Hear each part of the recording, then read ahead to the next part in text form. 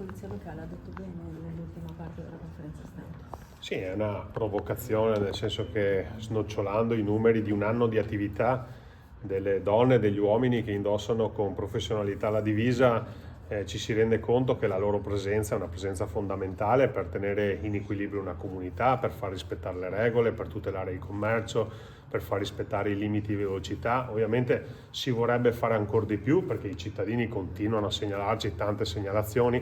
È altrettanto vero che dovremmo pensare come sarebbe la nostra città senza questi controlli. Quindi da parte mia va tutto il gradimento per il grande lavoro che svolgono, che se letto attraverso i numeri è un lavoro impressionante, che richiede ore e ore di lavoro, di indagine, di approfondimenti, e mi piace anche sottolineare come la Polizia Locale di Treviso insieme all'amministrazione punti molto anche sulla sensibilizzazione, sugli aspetti culturali e non soltanto sulla repressione. Quindi una polizia locale che guarda al futuro, che punta sui giovani e che chiede semplicemente il rispetto delle regole e il rispetto tra persone.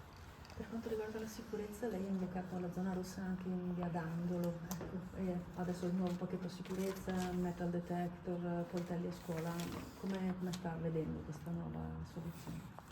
No, sulla base del nuovo decreto sicurezza che consente e rimette in pista le zone rosse. La zona rossa a Treviso è stata un'esperienza positiva.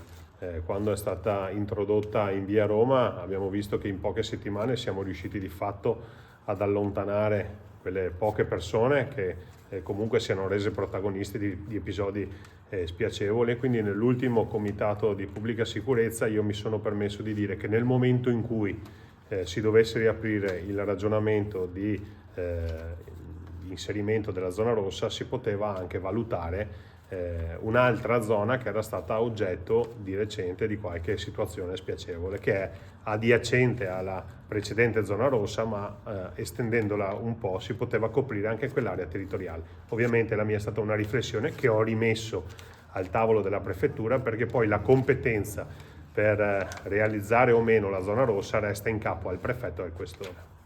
Sui controlli